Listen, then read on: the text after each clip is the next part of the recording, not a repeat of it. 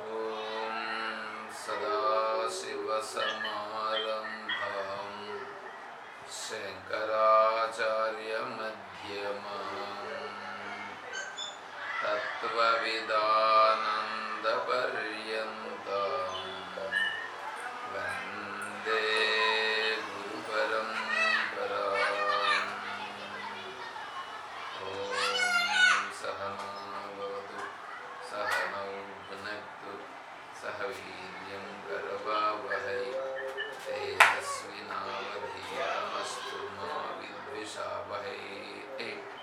ఓం శాంతి శాంతి శాంతి.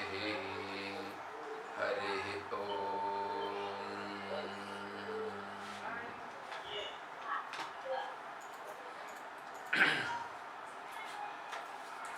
పూజ్య గురుదేవులు తత్వవిధానంద సరస్వతి స్వాముల వారి దివ్య చరణారవిందములకు ప్రణమిల్లుతూ పరిపూర్ణ పరబ్రహ్మస్వరూపులకు ప్రియాత్మ బంధువులారా, ఓం.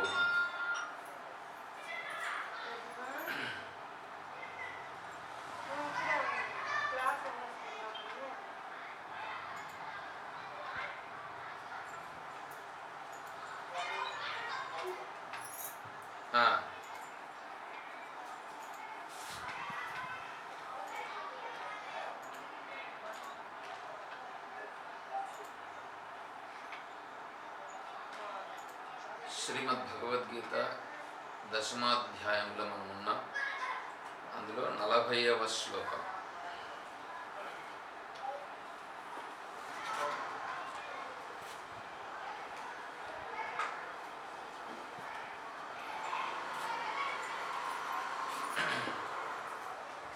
నాంతోస్తి మమ దివ్యానాం విభూతీనాం పరంతప ఏష తూద్దేశతః ప్రోక్తో విభూతేర్విస్తరో మయా.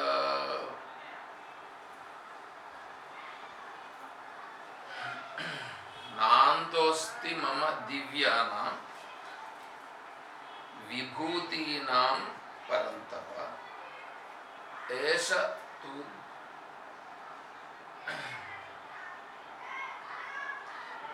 తూద్దేశతః ప్రోక్తో విభూతేః విస్తరో మయా.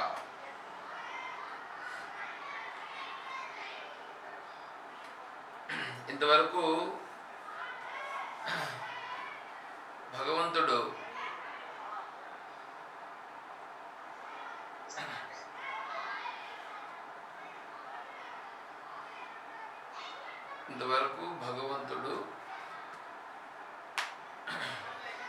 తన యొక్క విభూతులను గురించి చెప్పడం జరిగింది.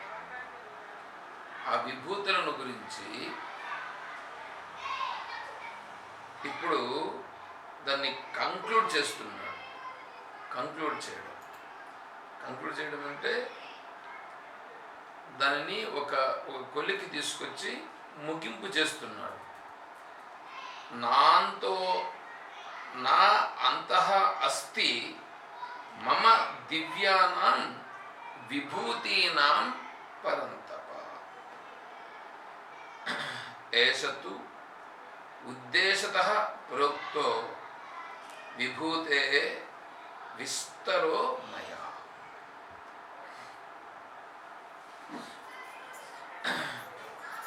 శత్రువులను తప్పింపజేసేవో అర్జున, నా యొక్క దివ్యములైన విభూతులకు అంతము లేదు. ఇంతవరకు వర్ణించబడిన విభూతి యొక్క విస్తారమైతే నాచే ఒక భాగముగా చెప్పబడినది.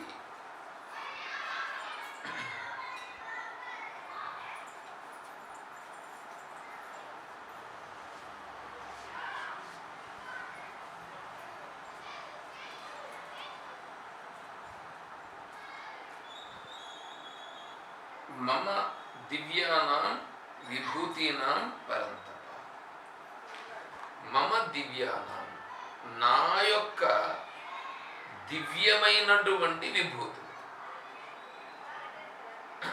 అంటే ఇంతవరకు చెప్పారు చూడండి, ఎక్కడ మొదలుపెట్టాడు?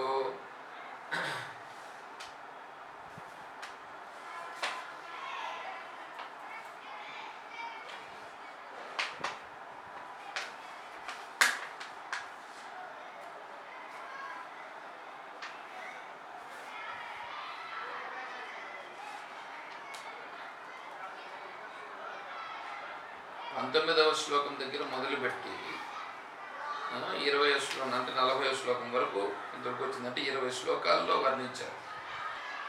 ఆదిత్యానాం అహం విష్ణు జ్యోతిషాం రవిరంశుమాన్తో మొదలుపెట్టి ఇంతవరకు యచ్చాపి సర్వభూతానాం బీజం తదహమర్జున అంతవరకు చెప్పుకోవచ్చు.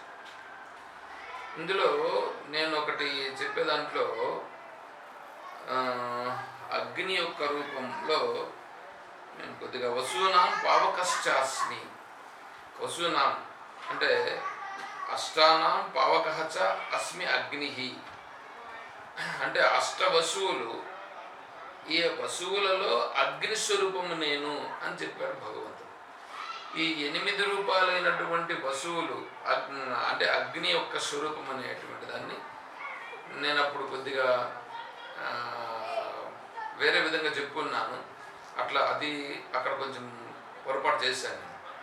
ఇక్కడ 8 అంటే అగ్ని యొక్క స్వరూపము 8 రూపములుగా ఉంటుంది. అది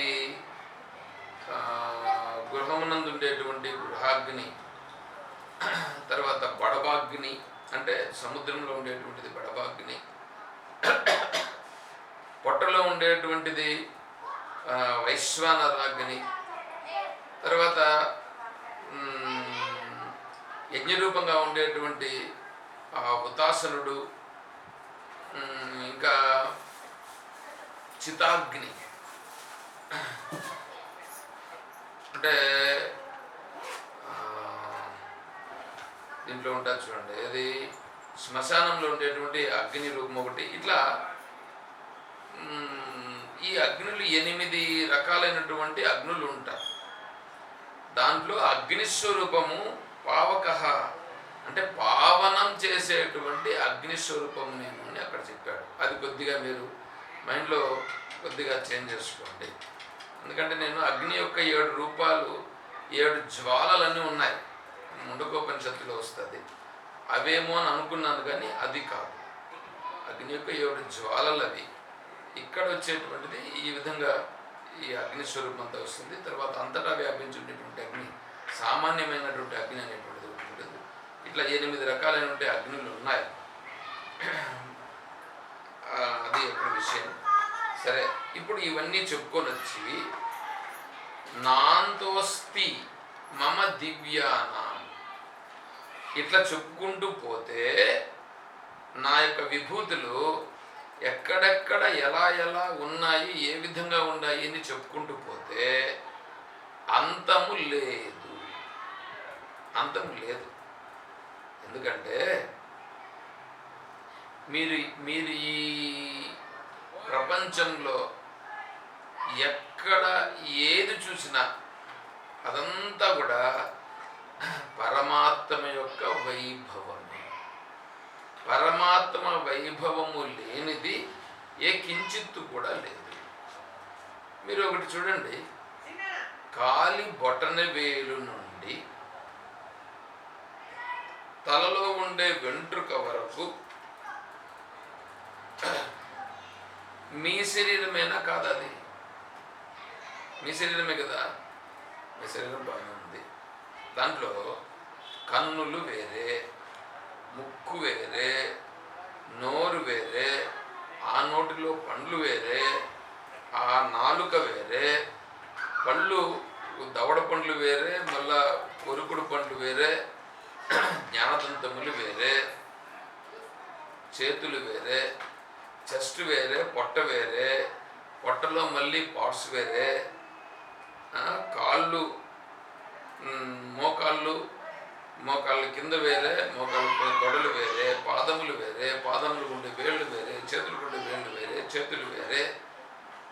ఇట్లా ఎన్ని పార్ట్స్ ఉన్నాయి.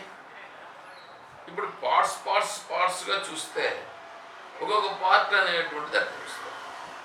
కానీ నిజంగా మనము గమనిస్తే ఈ శరీరం అంతా ఒకటేనా లేదా వేరురా అంటే వేరని అనుకుంటారు. ఇప్పుడు డాక్టర్ కోర్స్ చేస్తారు. ఈ డాక్టర్ కోర్స్ చేసే వాళ్ళు స్పెషలైజేషన్ ఉంటుంది. ఈ స్పెషలైజేషన్ చేస్తారు చూడండి. ఐ డాక్టరు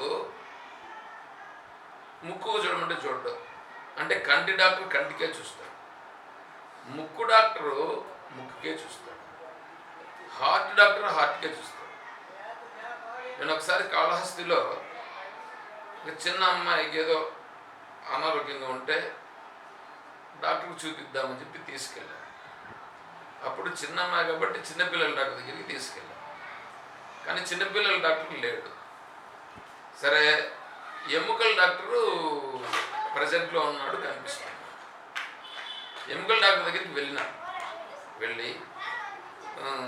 సరే ఈ విధంగా ఈ అమ్మాయికి ఇది పరిస్థితి, జ్వరం వచ్చింది ఏదో అని అంటే, దానికి ఆయన ఏమన్నాడంటే, నేను ఎముకల డాక్టర్ అయ్యా బాబు, నేను చిన్నపిల్లలు చూసేవాడిని కాదు.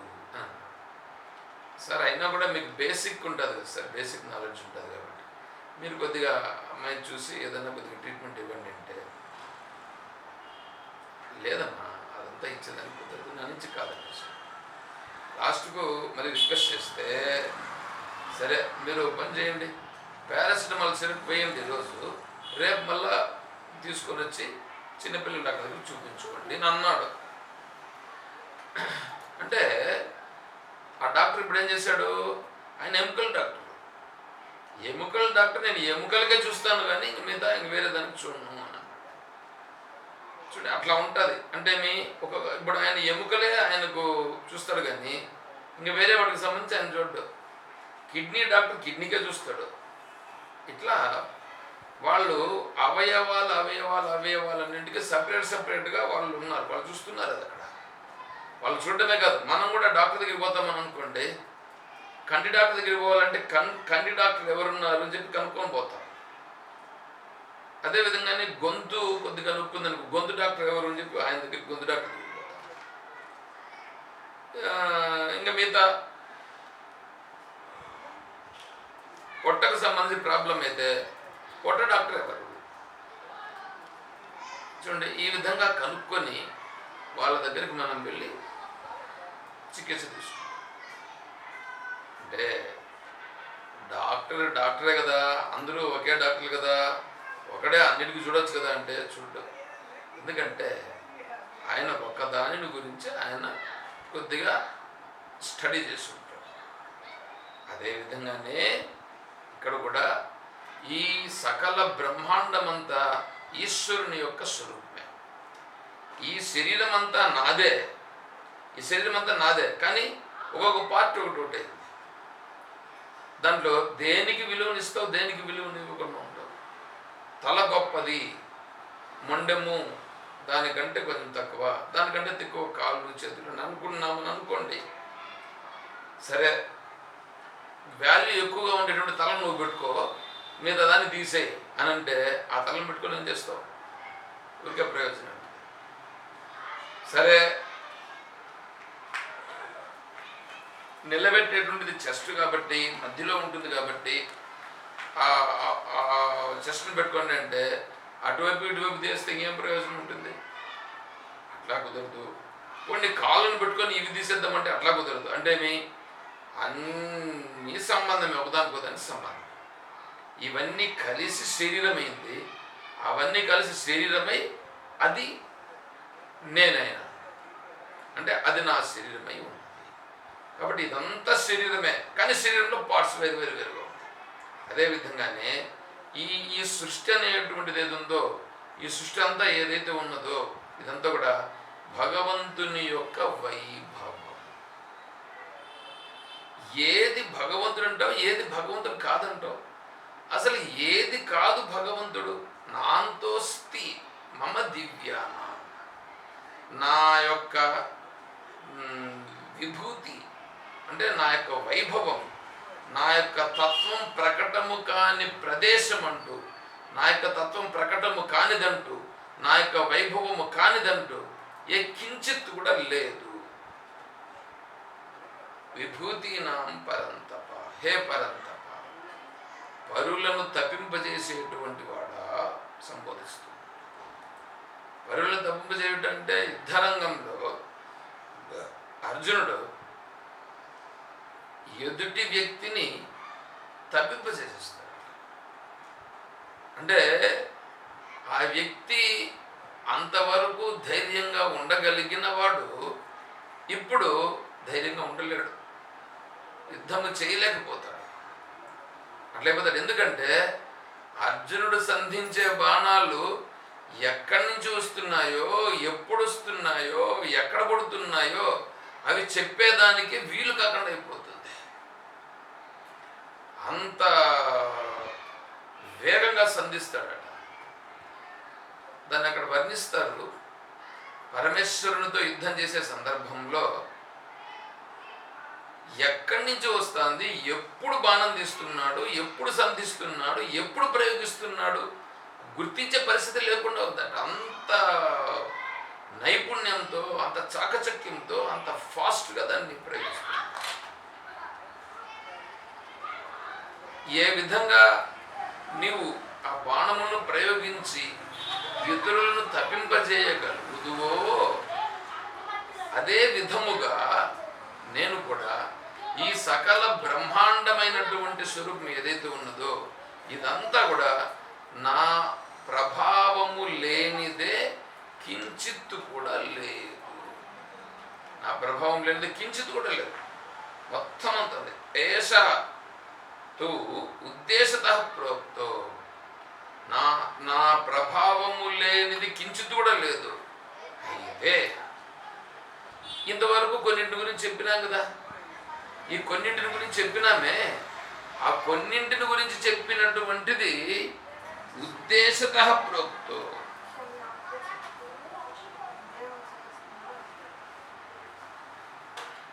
ఉద్దేశత ప్రోక్త అంటే నీ కొరకు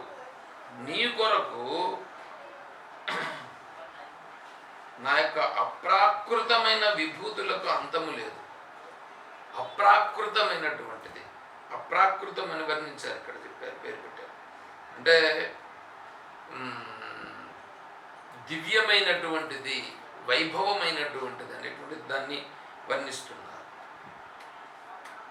నా అంతఃస్తి మమ దివ్యానాం విభూతీనాం విస్తారాణాం పరంతప నహి ఈశ్వరస్య సర్వాత్మనో దివ్యానాం విభూతీనాం ఇయత్తా శక్యా వక్తుం జ్ఞాతుం వా కేనచిత్. ఇయత్తా శక్యా వక్తుం జ్ఞాతుం వా కేనచిత్. ఎవరికైనా నా గురించి చెప్పాలనంటే ఎంతని చెప్తాడు? సముద్రంలో నీటి బొట్లు ఎన్ని ఉన్నాయని చెప్తారు? వాటిని లెక్కించేదానికి వీలవుతుందా? ఒకవేళ ఎవడైనా సముద్రంలో ఉండే నీటి బొట్లను లెక్కించేదానికి ప్రయత్నము చేసినా ఆ నీటి బొట్లను లెక్కించవచ్చునేమో, కానీ నా వైభవమును, నా విభూతిని, నేను ఏ ఏ స్వరూపాలుగా ఎంతెంతగా ఉండానో అనేటువంటి దాన్ని వర్ణించడానికి వీలు కాదు. అయినా సరే నువ్వు అడిగినావు కాబట్టి నీ కొరకు ఉద్దేశత ప్రోక్తో విభూతే విస్తరో మయ, నీ కొరకు నేనేం చేశానంటే కొన్ని విస్తారం చేసి ఇవి చెప్పినాను, కొన్నింటిని చెప్పినాను. ఆచార్యులు వారు ఏమంటున్నారంటే, దివ్య విభూతుల యొక్క పరిణామమును ఎవడైనను తెలియుట కానీ చెప్పుట కానీ శక్యము కాదు. తెలియుట ఎంత వైభవం ఉందని చెప్పేదానికి కాదు, పోనీ ఎంత ఉందని తెలుసుకుందామనంటే అది కూడా వీలు కాదు. నేను ఈ విభూతి యొక్క విస్తారమునైతే ఒక భాగముగా చెప్పి తిని. ఏకాంశ స్థితితో జగత్ అని మళ్ళీ మనకు లాస్ట్లో చెప్తాడు. దాన్ని ఇక్కడే ఆచార్య వారు ఏమంటున్నాడంటే, ఒక భాగములో ఉన్నదానిగా నేను చెప్పినాను అని ఇక్కడ ఈ శ్లోకంలో భగవంతుడు చెప్పాడు. తర్వాత 41వ శ్లోకం. యద్యద్విభూతి మత్సత్వం శ్రీమధూర్జితమేవ వా తత్తదేవావగచ్చత్వం మమ తేజోంస సంభవం. యద్యత్ విభూతి మత్సత్వం శ్రీ మధుర్జితమేవ తత్తదేవావగచ్చత్వం మమ తేజో అంశ సంభవం. ఏమండి, మీరు ఈ ప్రపంచంలో దేనినైనా చూడండి, దేనినైనా సరే దానికంటూ ఒక ప్రాధాన్యం ఉంటుందా ఉండదా? దానికి గొప్పతనం అనేటువంటిది అక్కడ ఉందా లేదా? చూస్తే ప్రతి దానికి ఒక గొప్పతనం ఉంటుంది, దాని నుంచి ఏదో ఒక ప్రయోజనం ఉంటుంది, దాంతో ఏదో జరుగుతుంది కూడా. అదంతా ఎందుకు వచ్చింది అట్లాగా? దానికి ఆ సామర్థ్యం ఎవరిచ్చారు, ఎందుకోసం వచ్చింది అని అంటే, ఆ సామర్థ్యం వచ్చింది నా వలనే వచ్చింది. దానికి ఒకటి విషయం ఏంటంటే, ఇప్పుడు